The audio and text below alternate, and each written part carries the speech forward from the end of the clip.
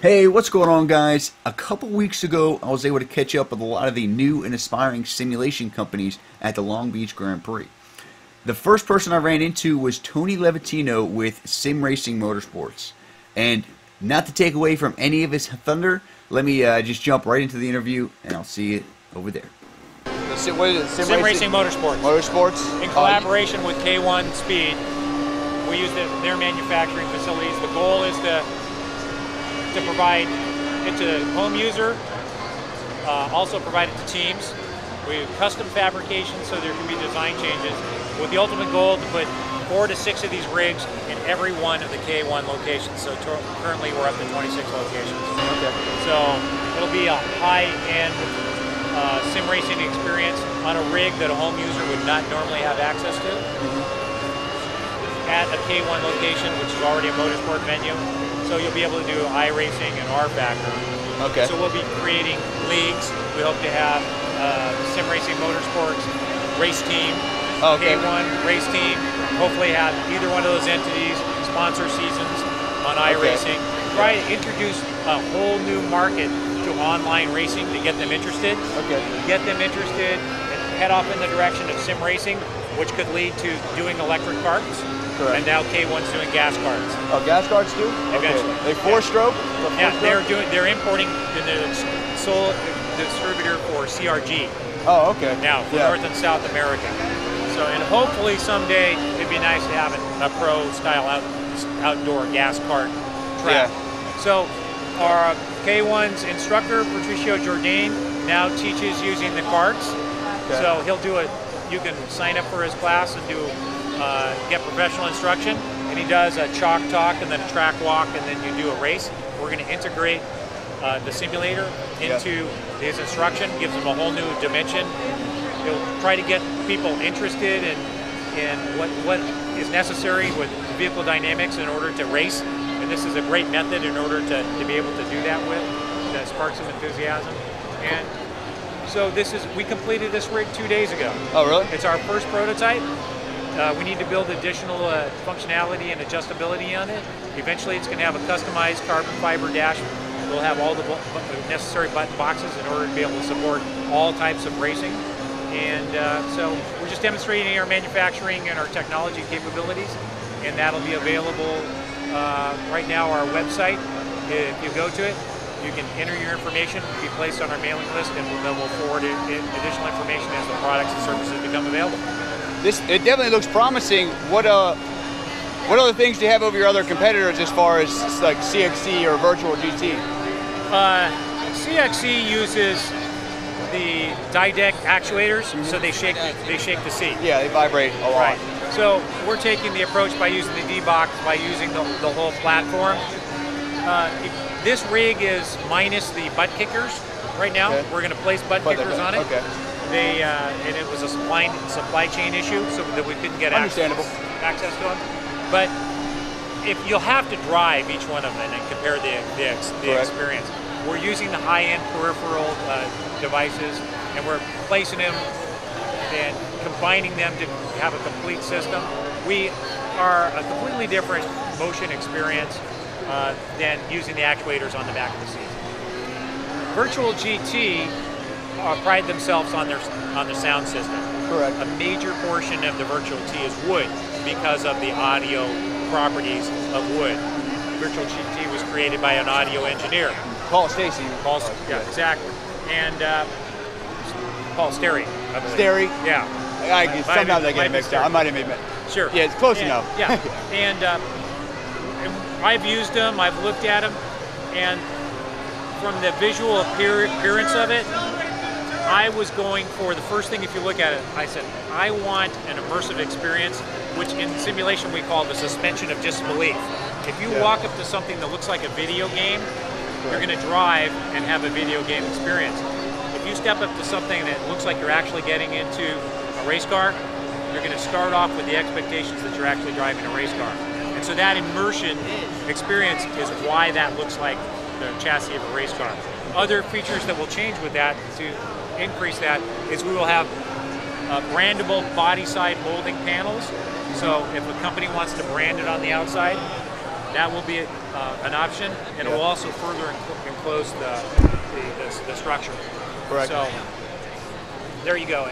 We're a fledgling company. We've learned from the prototypes, and we've learned quite a bit. Prototype number 2 will incorporate what we've learned from that one. The butt kicker and exactly. possibly some shells. Different seats. We're going to partner up with Smarco right now, but we're not prohibited from working with anybody else. And as those changes occur, and when we get up to the prototype that we finally like, then we'll go to mass scale production, which will lower our costs, which we'll be able to pass along to the consumer. So we'll be able to provide a $60,000 experience for somewhere in the 40-ish. Oh, okay. So that's better. And then the fact that it's inside of a K1 location with the race center. If you've ever take a look at the history of those people who have tried to put together actual race centers.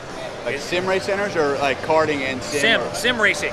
Just 10 to 12 rigs in a retail location.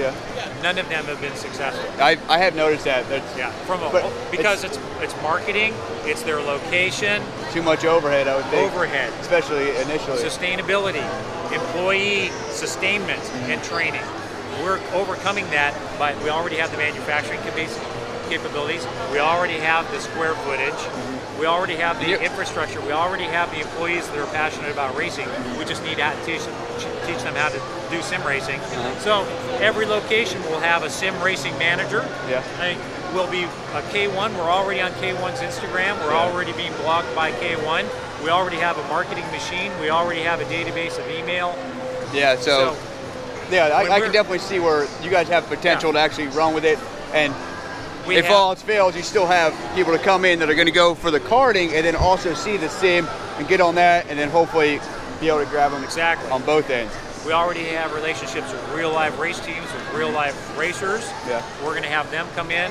They'll help us with our setups. So we'll sit with any racer, get him in his car, on his track. One of the part owners of K1 is Boris Said, racer. That owns a BMW dealership. We'll get him in a BMW Z4. We'll put him on Road America because he's been on both. We'll tweak the setup. We'll save it. We'll call it the Said setup. And then we'll be able to distribute that via our network overnight to all the PCs and all the K1s and all the locations. And you'll have a pro setup on all the computers, and you can come in and race that setup. And we'll do that with a whole variety of disciplines. So we have a whole variety of things to offer, and we're just scratching the surface here.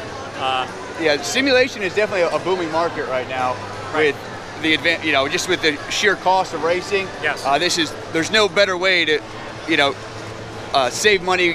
Practice your line, practice your braking points, and work to develop a setup, and even much more than that. We're just kind of scratching the surface with simulation in and of itself. So this is definitely a good boat to jump on. And I can see the Racing Motorsports is definitely doing it with alliance with K1 Speed. So that's very promising. Hope to see, looking forward to it. Hope to see a lot more in the future. You will. Definitely. So there you have it, guys. Racing Motorsports, a new and very promising simulator company. Tony over there, he has 20+ years experience in the military, flight, and police simulation environments, so I can literally only think of one better person to develop a cost-effective yet fully immersive racing simulator. With that said, I hope to get a chance to try out, maybe even test some of their future prototypes, because it's definitely very promising. I definitely want to stay up to date with them. And the best way for you to stay up to date with Racing Motorsports is to head on over to Facebook and like and follow their Facebook page. I'll put a link to it in the description. It's down there. It's down there somewhere. If you're watching this on Facebook, of course. But wait. What you need to do right now is subscribe, because next week we're going to catch up with Sam Maxwell Customs, which is a custom wheel manufacturer for simulators only. And it looks pretty badass. I'm going to have to get one myself here in the near future. As soon as this wheel here breaks, I think I'm going to go with him. So, with all that said, I hope to catch you guys in the next video. Stay true and race on. Take care, guys. nailed it. There you go. Yes, high five. Yeah. They put strings on it to kind of adjust the alignments for this. That was pretty good. Yeah. Training is going well. Yeah. It's funny when you see the emails coming from these guys like Racing, Toyota factory teams and things like that, and they got the same question that every